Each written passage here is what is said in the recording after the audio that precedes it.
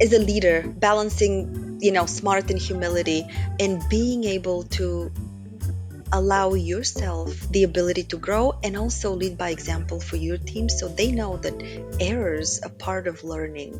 Mistakes come, and in fact, if you haven't made big mistakes, if you haven't had big problems, that's because you've played it too safe and you haven't actually really stretched yourself or your team or your company. Welcome to Secret Ops, the podcast uncovering the world of operations, one episode at a time. I'm your host, Ariana Cafone, and today's guest is Ekaterina Curry, Managing Director and Head of Operations at Millennial Specialty Insurance. Now, we are in for a treat because Ekaterina, or Katie, is a seasoned global operations leader. She has led people at the same time from over 22 countries, hundreds of team members to build and scale operations across businesses. Not only that, which is incredibly impressive, she's also insanely humble and gives the best advice on how to think about operations through your own lens. I'm telling you, I wanted to get out a notebook and write notes on this one, and I think you will too. Let's jump in. Katie, I'm so excited to have you on Secret Ops. We had our intro call. So many themes came up that I was excited to chat about, but I also think that people are going to just learn a ton from your experience. So let's start with how you got to where you are today. Where did your journey start and how did you get into operations?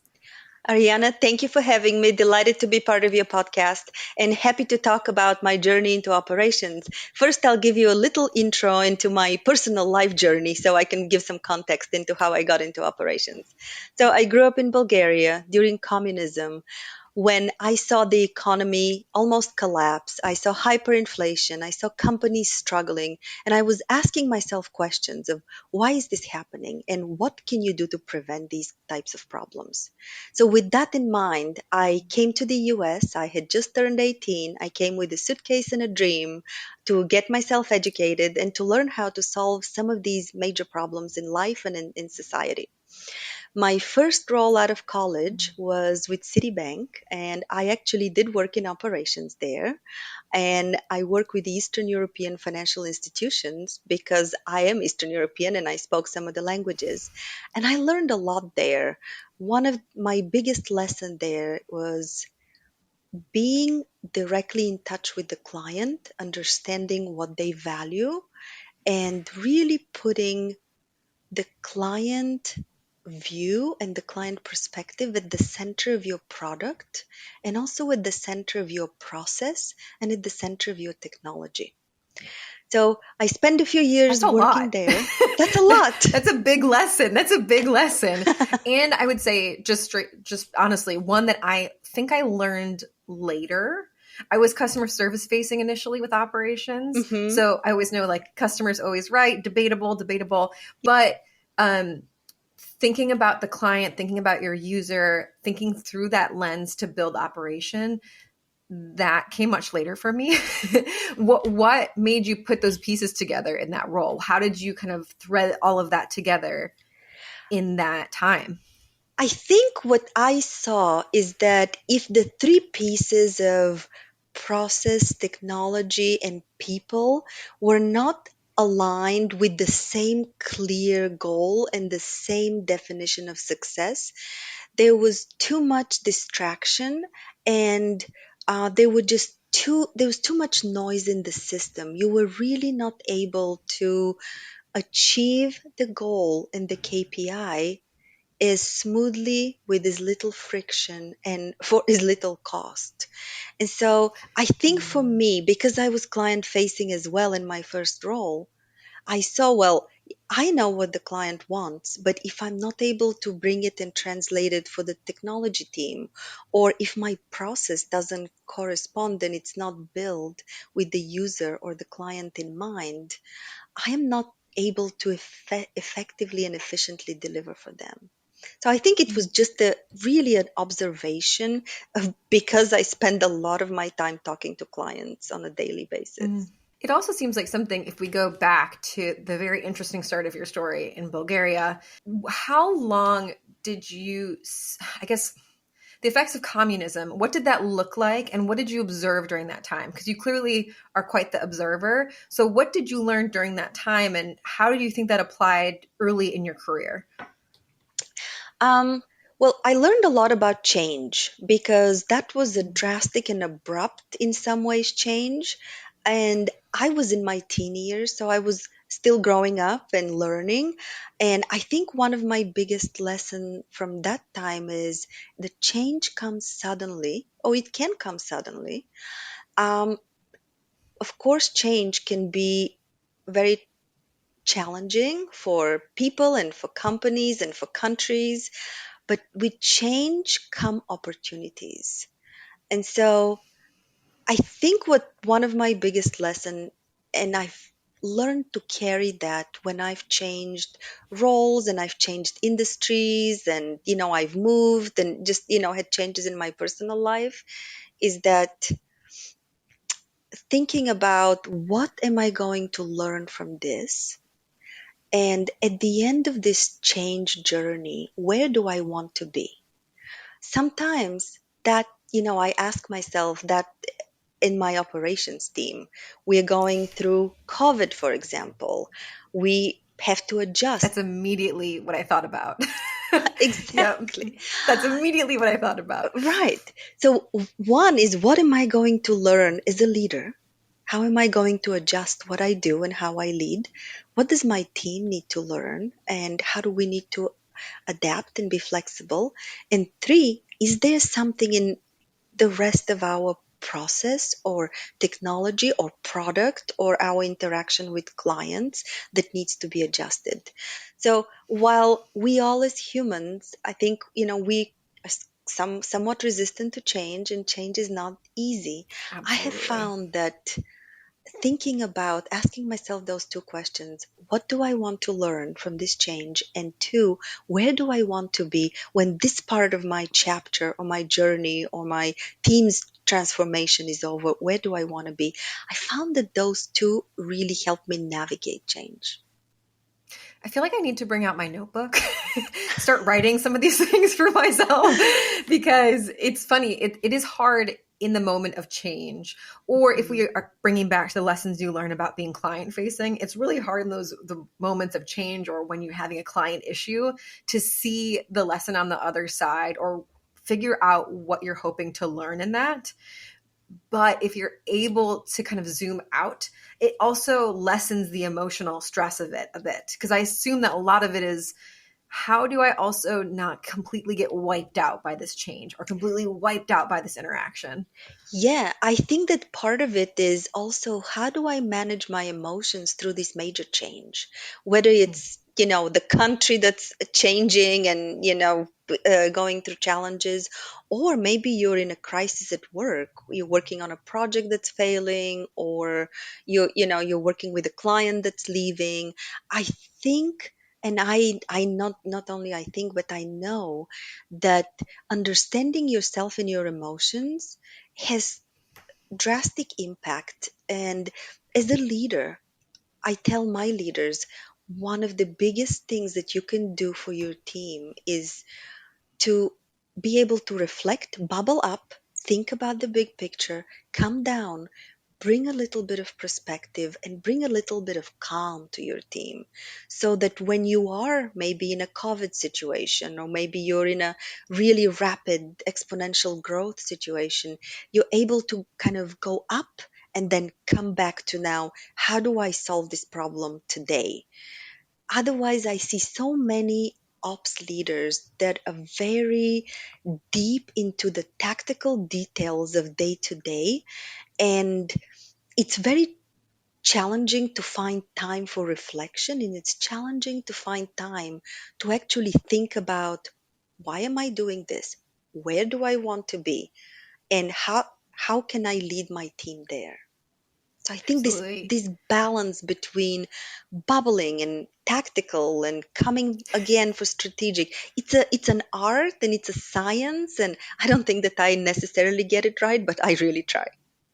Totally. And having that reflection is half the battle, right? I mean, think back to early in my career, and I was probably a hot mess. I took things way too seriously that I should have let go. I should have gone high when I went low. I should have gone low level when I went high level. These are all things that you learn along the way. And, you learn them on such an intimate level from your growing up in Bulgaria to your early years in your career, learning all those lessons. So from those early years, how did you proceed forward in your Mhm. career? How did you end up being this operator today? Yes. So I spent a few years at Citibank and I loved it and I learned so much. And then I decided to go to graduate school. And I said, well, I'm going to go to graduate school at night because I just want to, keep working and then go to school at night. And I tried it for one semester and I really did not enjoy the experience. I thought, look, I'm not benefiting. I don't have enough time to meet all the people, to learn from their experience. All I'm doing is going working all day, getting to school, being in class, and then doing my homework. And this is no way to live. That wasn't the experience I was looking for from grad school. So then I decided to um, go to graduate school at NYU, and NYU gave me a scholarship, and I'm a Bulgarian immigrant. So I said, of course, I'm going to take the scholarship. But I also got accepted to Yale, and I said, I'm just going to go for one weekend just to see what I would be missing. And I went for that one weekend to tour the school and meet some of the students. And I loved it so much that I said, this is the place for me. I want to come. I want Mm. to meet the people. I want to learn from these professors. I had a really great experience, made some great friends, learned a lot. I struggled a lot. It was very hard. I was below the mean in many classes, but it was a great experience. And when I graduated, I took another role in financial services. And that was a specialized credit analyst role in a large credit rating business. So that was a role to help me learn about financial markets and to really give me a deep understanding of the ecosystem in financial services. I did that for a while. Um, I led some teams, I had some success there, and then I had an opportunity to take an operations role.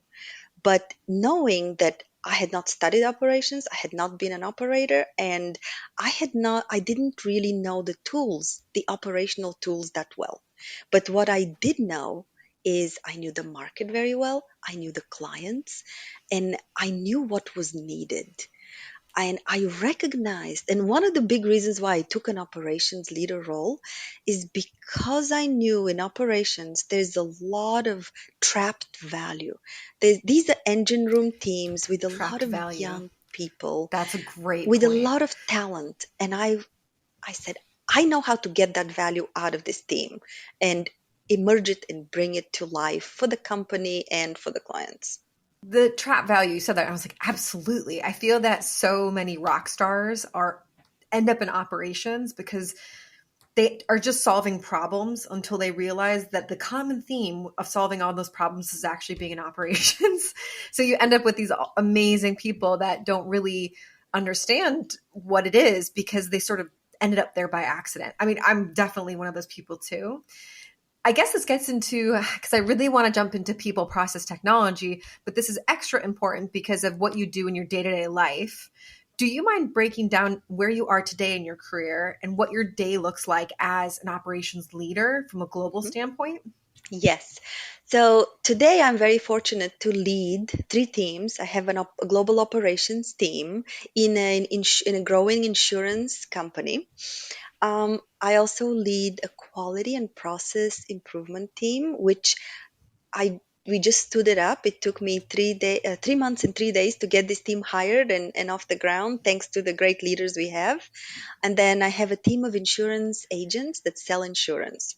So three very interesting teams. And because I switched industries, and in the past I was an outsider into operations, and then I was a bit of an outsider to my industry. I have found that is a really interesting perspective, and One of the advice pieces of advice I have for the listeners is don't be afraid to explore and go a little bit outside of your comfort zone, whether it's in your function or whether it's in the industry or whether it's in the size and the um, geography of the team.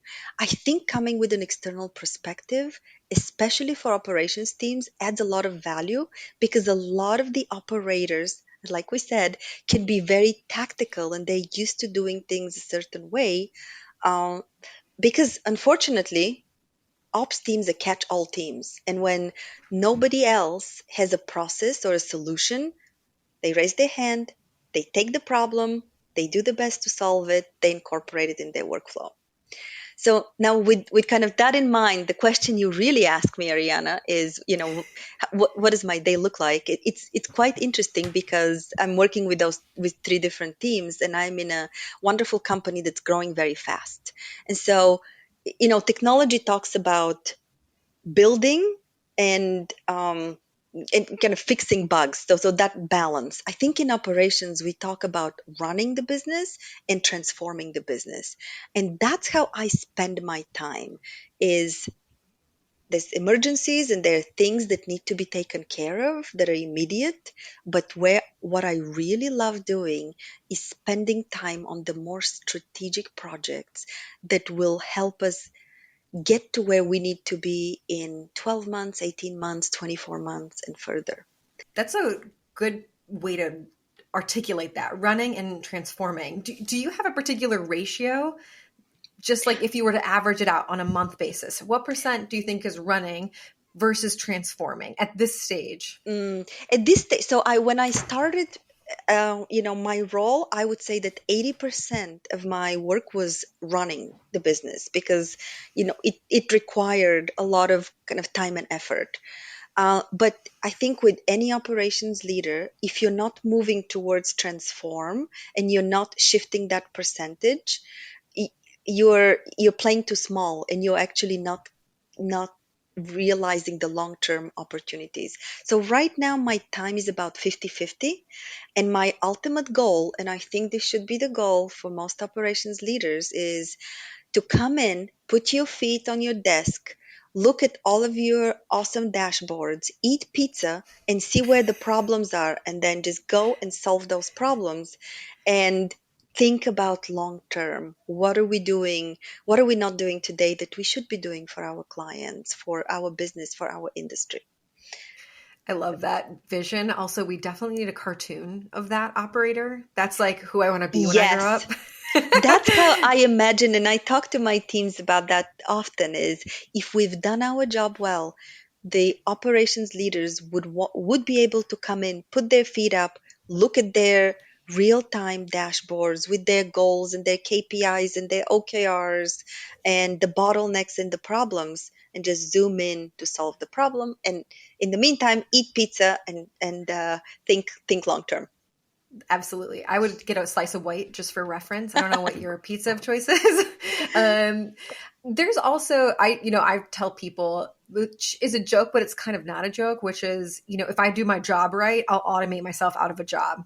Like that's the goal here, is that we set up a structure of how Yes. things are run where I don't need to be there. I'm obviously there in any sort of emergency situation or strategic need, but that on the day to day, we're not just always putting out fires. That is the goal. And I will say what you brought up really made me think of, sometimes I get asked, what's the difference between an operator and an operations leader? And I think that percentage of being able to think and do things strategically versus just doing things and running the business, that's the shift that I had to kind of figure out over time, which was really hard for me. Was that hard for you? It's That this I is struggled. It's very hard for me, and I think it changes as well because sometimes you have a crisis and you just all hands on deck and you have to solve the problem. But I think the difference between being a manager and being a leader is exactly the ability to think not just what needs to be done today, this week, this month, but what should we be doing? What is the competitor doing? What are best practices in the industry? Or what are best practices across different industries that I should be learning, borrowing, and bringing to my, to my day-to-day work and team? And I think that's true for leadership more broadly, but I think specifically operations leaders have the privilege and the responsibility to do more of that because Mm. they are the teams at the center of many companies. They are the engine room teams. They're the catch all teams. They see the process, they see the problems, and they have the KPIs that are buried typically in the workflow that tell really powerful stories that nobody else in the company actually sees and knows. Totally. But then when it's not there, you have an oh shit moment. That's what I've learned is some businesses that I worked for, the operations teams that once existed due to, cutting of funding no longer exist. And everybody's like, I just don't, things are falling through. And even though they're not seeing it, it is. It's like almost a house of cards if you don't have that backbone, which Yes. is a weird thing to try and describe to people and hard to point out. But One thing that I have found is because operations teams, in some companies they're seen as cost centers, and that if the business is not doing well, they could be impacted by that.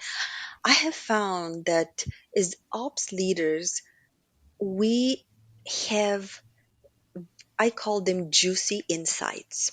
Those are insights about our process and our systems and our clients and also our people and colleagues and employees, and those are buried in different parts of the process, in the cycle, in the processing work that we do.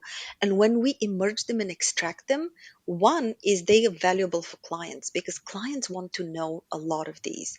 Two, senior C-suite leaders, they want to know a lot of these juicy KPIs or metrics. And three, some companies, and I've seen that successfully done, they take these, they able to repackage them and they create business analytics products that then they sell, and they actually bring revenues from these exhaust pipe data and analytics and KPIs that are buried with the operations teams. So I oh my God, think you such a have good to point. think differently as an ops leader, not not just in the immediate and in the crisis.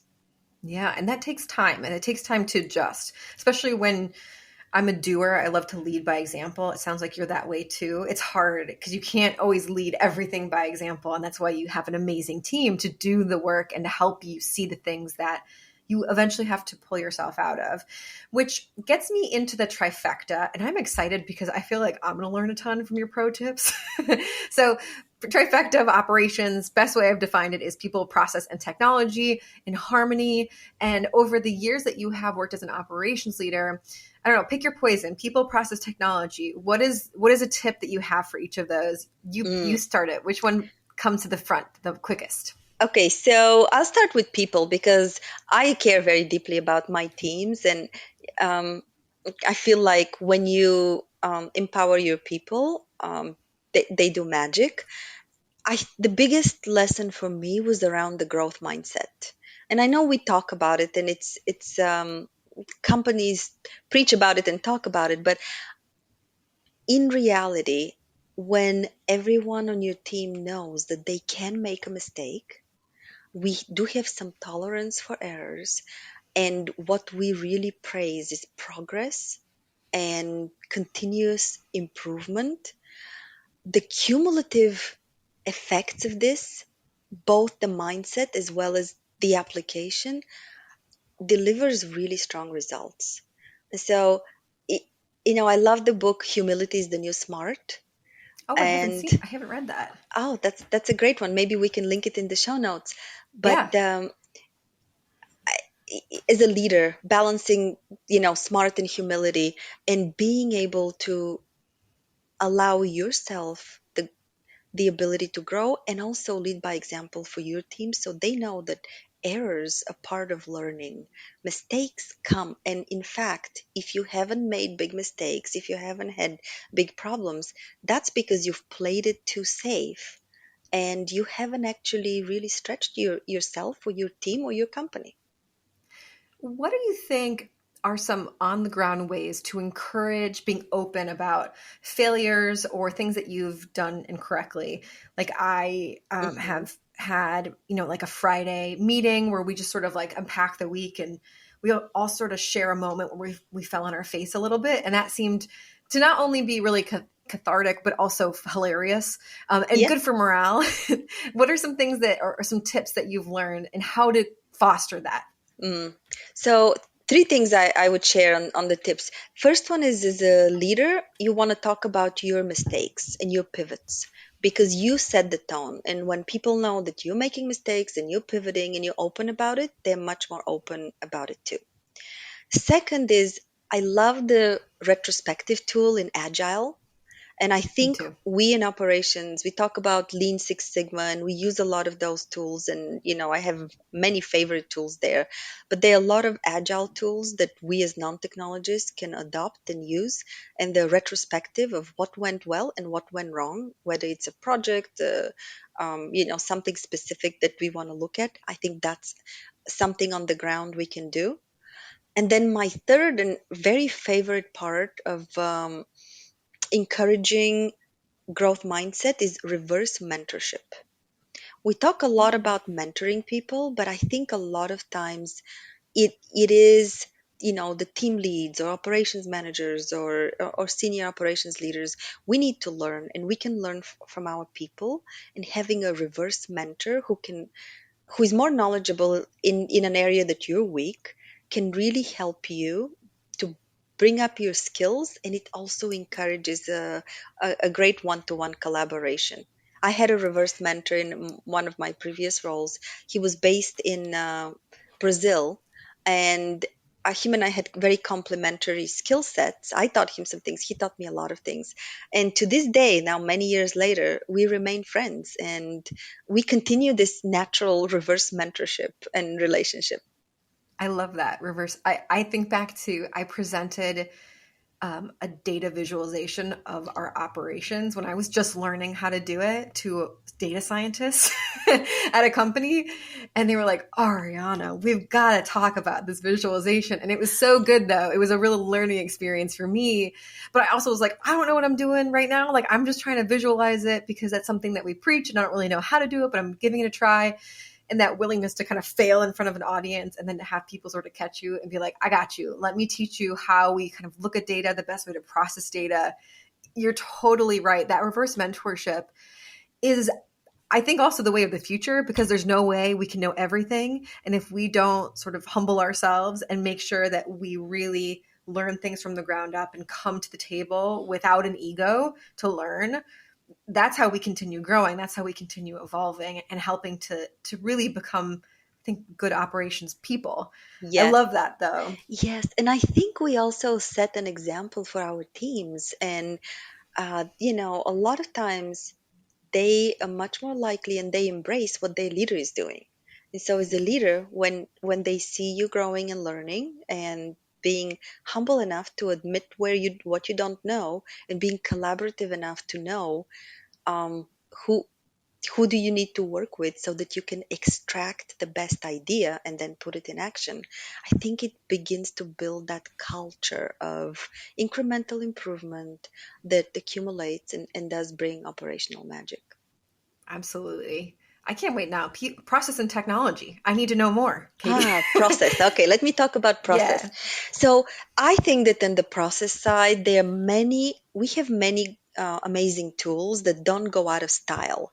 And y- people talk about this, oh, are you going to still talk about Lean Six Sigma, and are you going to talk about some of those tools? But in reality, they are best practice, they have been, and a lot of times there's a reason why. It's because they deliver value.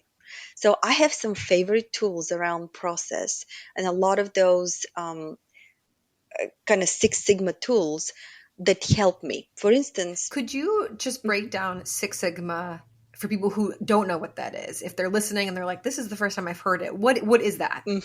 It's an operating methodology that aligns how we do our work with visualizing our work. It actually brings process people, technology to some degree, and puts them together and provides a series of helpful tools that give us best practices and helps answer the questions: how can I be an effective operator? How can I be an efficient operator?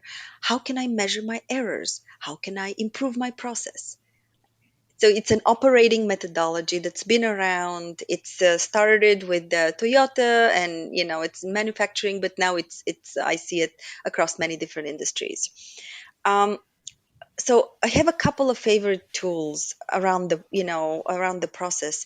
One is structured problem solving, um, and this is just being disciplined and having a periodic problem solving time where the team gets together and talks about the four quadrants of the problems and the pain points and their impact and their viability, and putting some test and learns and some pilots that will help us find out: one is, well, is this going to solve the problem? Two, what results is this going to bring? But even before you get to impact and viability, I think the beginning part of the tool is quite helpful because it asks why. And a lot of times it asks the five whys. Why is this happening? And why is that happening? And it helps you to get to the root cause of the problem. It helps you to really define the problem precisely. And like Einstein said, if you have 60 minutes, you spend 55 minutes defining the problem. And once you have a really good understanding around the problem and what's causing it, the solution is much easier.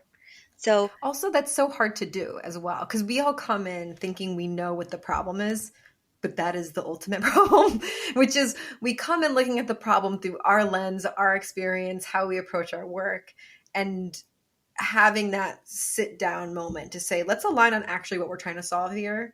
That is such a key thing that's overlooked constantly. I mean, I overlooked it today. I was in a meeting and someone's like, and I'm like, that is a great question, because I'm trying to solve problems quickly. Whereas if you take that step back and you really look at the why of things and what are we trying to solve specifically, the solutions are very different depending on what that actual thing is. yes, and I think when you get good at structured problem solving, it does not have to take long.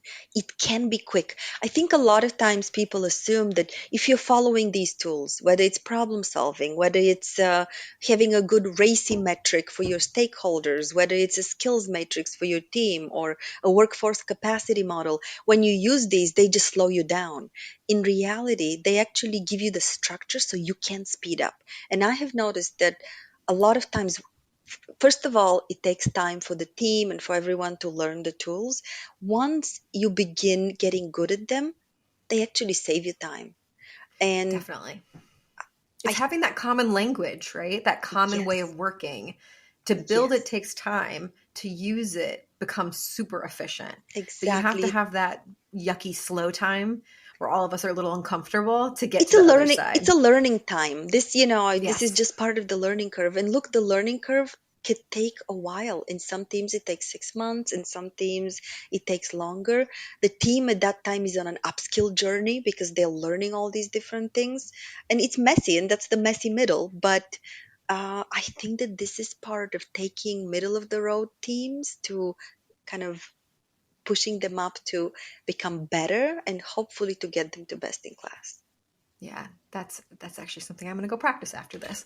Um, so technology, I mean, technology rules the world right now, but it's also can be a pain in the butt simultaneously. So, what are some things that you've learned over the years to help leverage technology without it becoming the main focus of what operations is? Yeah. So I had many lessons to learn here because I'm not a technologist. So the first thing I had to do is I needed to learn the language of agile.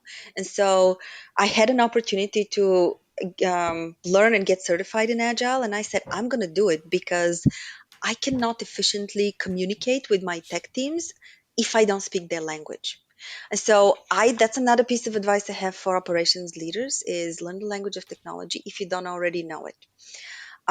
The second thing is the relationship between business and technology. it needs to be strong. And I think there's three components.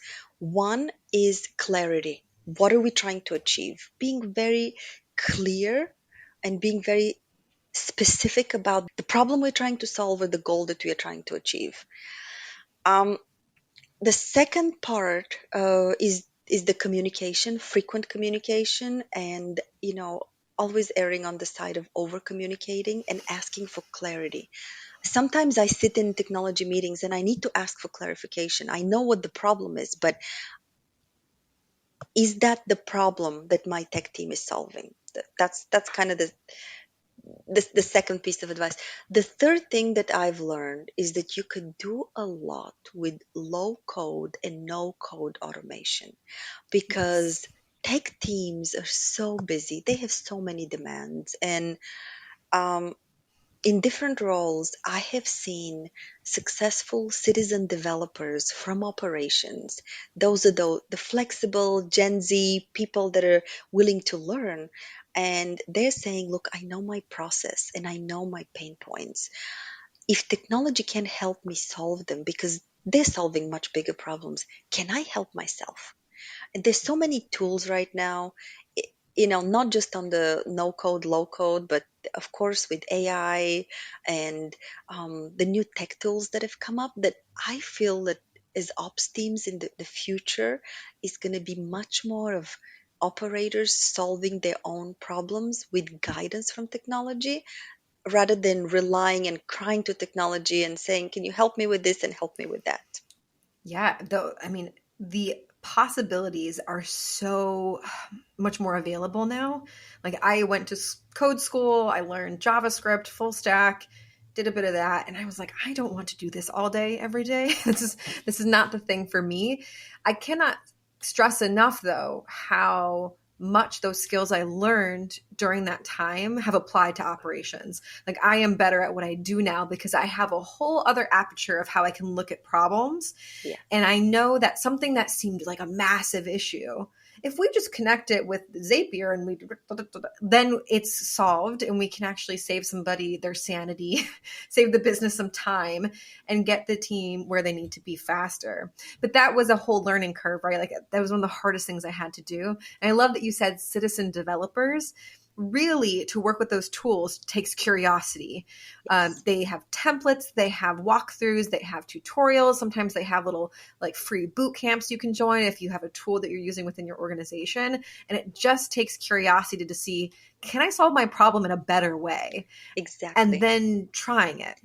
And I think I love, that's one thing I love about operations teams, is that they are DIY. They roll up their sleeves and they say, well, this is my problem. I've defined my problem, hopefully as good as I can define it, as well as I can define it. What tools do I have now? Can I use any of my Lean Six Sigma tools? Can I use anything else that's available? What's out there off the shelf? What's out there that's open source and that I can use?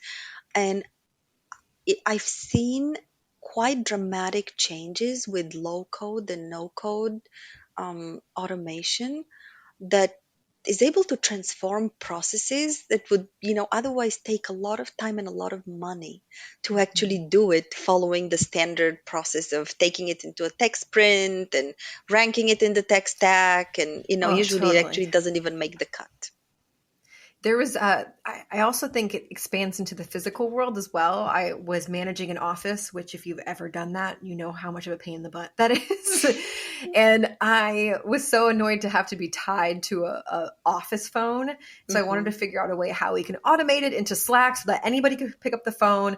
And I passed it to one of our operations specialists. And I said, here's a challenge. Here's some software that I think might work. Can you figure out how to do this? And she figured it out. And it was amazing. It would come in, it would call in Slack. People could pick it up. If not, it would leave a voicemail. Then it would go to the right person. And it didn't work perfectly. It wasn't the best thing, but it did save a lot of headache and having to be anchored to a physical space. I mean, that seems insane now because we're mostly remote, or we're, half at home, half virtual. But at the time, that was like a big time saver for me. Yeah, Yeah, that was a huge thing. I didn't have to be tied to the stinking phone, yeah. which is a good time to kind of transition to the inside scoop, because we're talking about all these sort of things that come up as operators that people Mhm. might not know about, or way that we're approaching things that are maybe a little bit different. So when it comes to the inside scoop, I think the first thing is, what do you think that people get totally wrong about operations or operators? Hmm. I think a lot of people have the experience and the mindset that operations teams are support teams, and they're just there to kind of say, yes, sir, yes, madam, and do the work that nobody else wants to do, the most boring part of the work. And I think that this maybe was the case years ago, but in a lot of places, that's no longer the case. Operations teams and operating offices have the ability to solve problems that nobody else can because they're at the center of the business and operations. And so I think what a lot of people also, even ops leaders, get wrong is you shouldn't think of yourself as an ops leader. You need to think of yourself as a business leader. What does this business need? You need to understand and learn over time to understand the financials. You need to understand enough about technology. You need to understand enough about your sales organization and what they're doing and what their challenges are, because then you could be the center of the ecosystem where a lot of the problems that don't belong in just one particular area can they can get solved in there at that part of the ecosystem. That is, man, I've learned that the hard way. I have Me learned that the too. hard I've way, learned that right? the hard way. Yeah, where you're like, you sort of know maybe two out of the three teams, and then you've got to learn that third team, because if you don't learn the third team's way of working, then it won't solve the problem for two and three. Like, it's one of those things that I didn't walk into operations thinking, I want to know how a financial department works. I want to know about insurance. I want to know how a sales team works. I want to learn about HR. I didn't walk into operations thinking I would even need any of those Yeah. things. But if I didn't introduce myself and become very knowledgeable, I was just missing the point. I was missing the target. And that is something that I didn't expect getting into operations. Yeah. What is something that surprised you once you got into operations? Like, what is something that sort of like took you back as you started to get deeper and deeper into the role? Many things surprised me, and they still continue to surprise me because I still continue to learn. But when I made that first transition from the business and client facing side into operations, I was really surprised that people were making decisions without actually really understanding I think, the downstream impact, or without understanding where, I guess, without having an ability to interpret the data. Because a lot of times in operations, we get so much data, and look, data, you can always massage it, and it could tell the story that you wanted to tell. So being extracting the data, and for me, when I switched to operations, I looked at all of these juicy insights and all of these metrics and all of these things, and I said, I know exactly what to do with these. Why have you been hiding these all this time? And the team said, we haven't been hiding them, Katie. This is something that is just part of the workflow and nobody cares about it. And I said, I think that we can do a lot with these, and we can repackage them and position them for clients in a way that's very impactful. And I've done this in every role. And it's so interesting because, I've led research teams, and I've led creative teams and operational teams and sales teams, and, different types of teams, now most recently in the ops area. But everyone has these insights that are hidden and they're buried, and we actually can extract them and emerge them. So I think that's what surprised me, how much real engine room value there was that was kind of lurking behind the surface, Oh, below absolutely. the Like surface. a tool that everybody's using 10% of, and you're like, wait, there's like 90% of this that we could actually use in a way better way. And we can merge this and migrate this and do this. Yes. And everybody's like, I never really thought about that, but it's like discovering gold. And you're like, oh man, I've Yes. got a treasure trove now of things I can use. That I could do. And I also loved finding people that are really, like I said, they're very willing to try things and they're willing to figure things out. Because a lot of other teams, I think that they're more waiting to be told what to do and how to do it. But in operations teams, people are DIY people. They're like, I can figure this out. Just tell me what needs to be done. How much time do you have? And usually it's under very short notice and they're able to figure things out. And I love that about operators.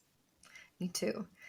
This gets to, I think, a question that both you and I wanted to talk about, which is if someone wants to transition into operations and they want to be a part of this world, first of all, how do you do that? And second of all, I guess, what are some things that you've learned about mentoring the next generation of operators as a leader that would be useful for our listeners?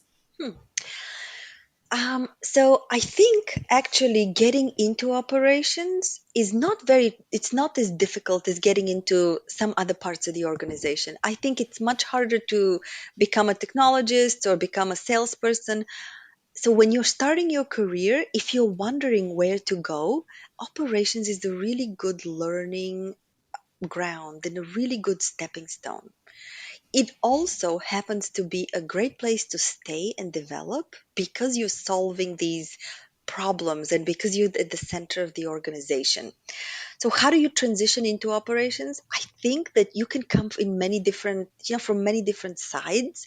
What you need to do is to think about what is it that you bring to this role that's your differentiator. Maybe you call it a superpower. Maybe you call it, your skill set. But what is it that you bring? If you're coming from another part of the organization, you're bringing a different perspective. You may be bringing the voice of the customer. You may be bringing deep understanding of technology. If you're just starting out your career, you may be just bringing in your curiosity, your willingness to work, and your willingness to learn, and your growth mindset. But I think being clear and telling your network and your contacts that you are interested in an operations role, you're willing to learn, and you're open to doing virtual coffees and introductions with people. I think that's one way that you can enter. But again, as I said, I think operations is much more open than a lot of the other parts of the company. And so you can come from many different roads and still add a lot of value. And that's, I think, is the important part of if we just have homegrown operators that are just starting and progressing in the company and they have not seen different sides of the business, they're not able to really get all the value. I know we already spoke about that. No, totally. Well, and that's also, I think, the thing that I want to encourage, especially with secret ops. Everybody's journey to operations is different, and our kind of weird backgrounds of doing this and going into this industry and doing this other kind of role, operations is a perfect groundwork to be able to apply all of those things that you've learned into one really cohesive medium. Yes. And that's something that I always come back to, for 10 years of my career. I'm like, what am I doing? Why, what is happening? Like all of these things seem so different and off and not connected.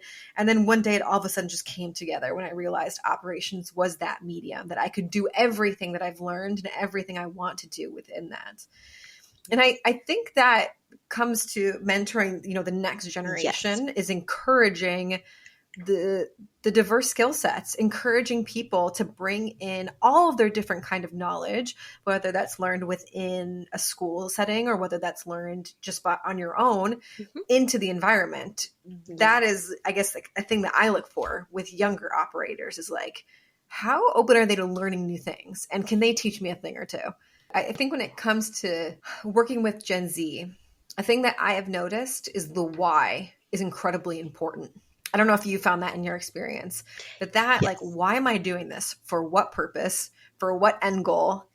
Without that piece, there's not that level of engagement. Absolutely. That typically I need to have. What Absolutely. Have you noticed on your side? Well, I have certainly noticed that on my side, that with Gen Z, and actually with previous generations, you would say, I need this done. And they would say, okay, give me some more clarity. What do you need? When do you need it? The first question that you get from Gen Z is, why? What is the problem we're solving? And I love that about it, because that's getting to the root of the problem. That's getting to the root cause analysis that we spoke about.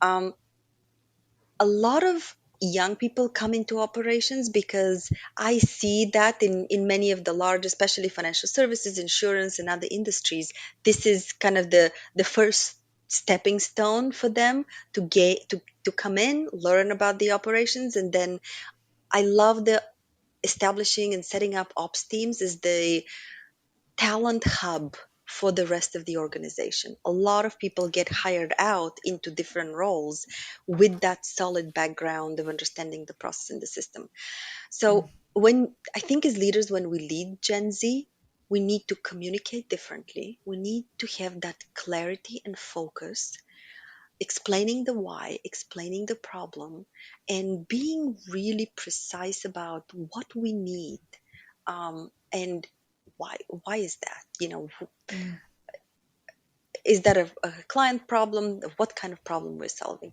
So that's first, is around communication. The second part, I think, is about being yourself and having that humanity and that humility to be to show up as as the real you. And we talked about it.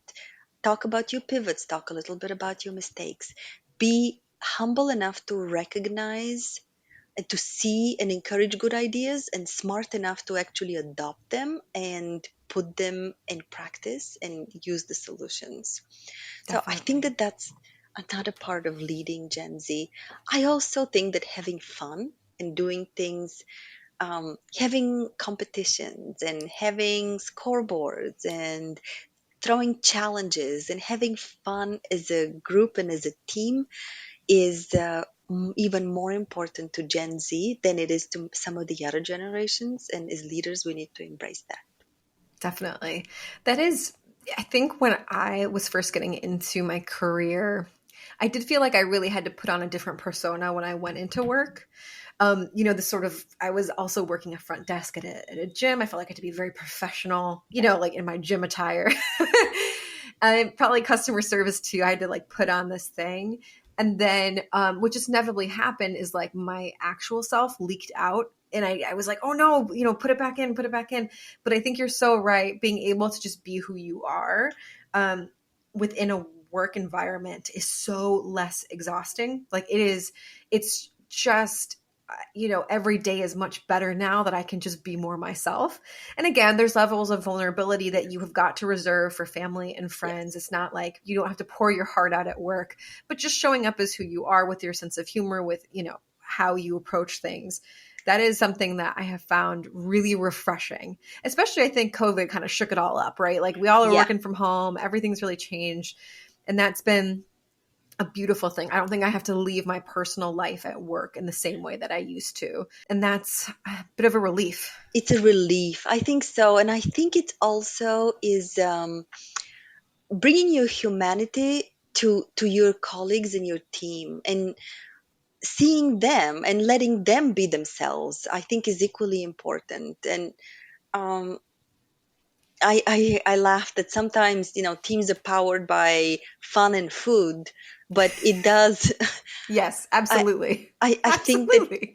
that there's a lot to be said about that, and having fun at work. I used to think, and when I worked in the Fortune 500 companies, I used to think that you need to be a very serious leader, and you need to come across as very thoughtful and very serious. You need to behave like that. You need to communicate like that. And thanks goodness we changed. COVID helped us to realize it. And I think working in a kind of mid-sized companies, they've got this. They're ahead of the game. That you can be less formal, you can have fun, and you can still do tremendous work, accomplish a lot, do what you need to do. But just do it in a state of flow, in a state of fun, rather than in a state of just constant, being so serious and so stressed out all the time. 1000%. Honestly, just our health can't do it. We can't take it. We can't, It's not it's not sustainable. sustainable. Is when you combined the rate of change that's happening with Yeah. that, it's just not sustainable. So we do have to let something go for it all to work and be cohesive. So we've come to the point in Secret Ops to get to know you a little bit more as a human being. So we're going to go into the rapid fire questions. The rule of the game is you just answer whatever first comes to your brain. Okay. So we'll jump in, which is, what is your favorite part of the day? Oh, I'm a morning person. I love the morning. I get my walk with my dog in the morning and I think about what does success look like for today. And I think about that for my work and I think about that for my life. That's my favorite part. Morning walks with the dog are the best. Yeah. Next question is, what book are you currently reading, or what audiobook are you listening to? Oh, I am rereading The One Thing. It's the book by Gary Keller. Love I that think book. it's such a great So book for good. operators, and it really is about the power of focus and asking the right question. What is one thing that I need to do now that will make everything easier or unnecessary? I try to apply that in what I do. That book is on my top list. I love Yeah. that book. It changed my life when I read that. Um, Next question is, and this is a difficult one, just to warn you, which is, what is the best purchase you've made under $50? That is a hard one. I've made many good purchases. I think what might be helpful for the listeners of the podcast is a subscription I have to Get Abstract, and you could do it monthly. I think it's $99 for the entire year. So I don't know if it falls in the 50 range, depending on how you count it. But Get Abstract is a service that summarizes new business books and articles that come out, and they typically give you a 10 to 15 minute audio summary as well as a reading summary. And so that way, when I see something, new books that come out, and I don't really have the time and the capacity to read them all, I can just skim through and see which ones are important for me. I think there are other services like that, but Get Abstract is the one I've been using and I enjoy. I'm going to check it out. What is something that makes you little kid happy? Oh, that's okay. That's a good one. I think that this is combining work and fun, work and play to drive the best results. What is the most important lesson you've learned in your life so far? I think it's the lesson professionally, it's the lesson that if you haven't failed and if you haven't made some big mistakes, you have not really taken all the opportunities. You have played it too safe and you are missing out on both what you can accomplish with your team and your company, but also as a person. It's a good life lesson. Life and business. Yes. Last question is, what do you want to be when you grow up?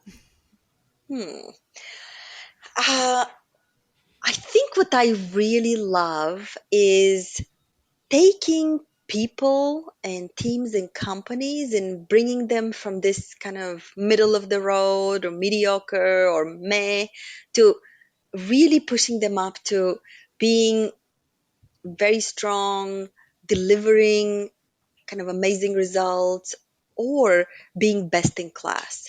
And I think this is something that I feel that I'm doing now and I want to continue to be doing in the future, because that's what makes me happy and that's what makes me excited every day.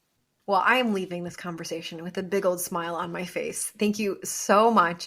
If people are listening to us and they're like, I want to follow Katie, I want to see what she's up to, where should we point our audience? Connect with me on LinkedIn at Ekaterina Curry, and I look forward to hearing from you. Amazing. Katie, thank you so much for being here, sharing your knowledge. I will get my notebook out after we edit this and write down all the notes and the things that I've learned. But again, just thank you for sharing your knowledge so generously. Thank you so much for having me. Of course. Also, Secret Ops listeners, you know we are grateful to have you listen. Please make sure to check us out wherever you find your podcast. We are also on YouTube now. So if you're a visual learner like me, you can watch these episodes on our YouTube channel. And we'll see you next time. Thanks, everybody.